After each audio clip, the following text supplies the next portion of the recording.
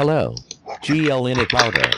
How to set up OpenVPN client on GL.iNet router. Login. VPN. OpenVPN client. New provider. Upload config file. This is my OpenVPN client configuration file.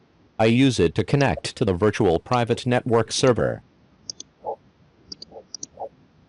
Upload configuration file to router. Browse to configuration file. Upload successful. Name. Test. Apply. Apply. 3 dots. Start. Check current public IP address. IP address changed after virtual private network setup complete. Start.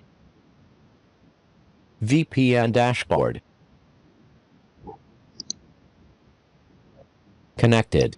Thank you for watching. Don't forget to like and subscribe. Good luck. Check new public IP address. IP address has changed.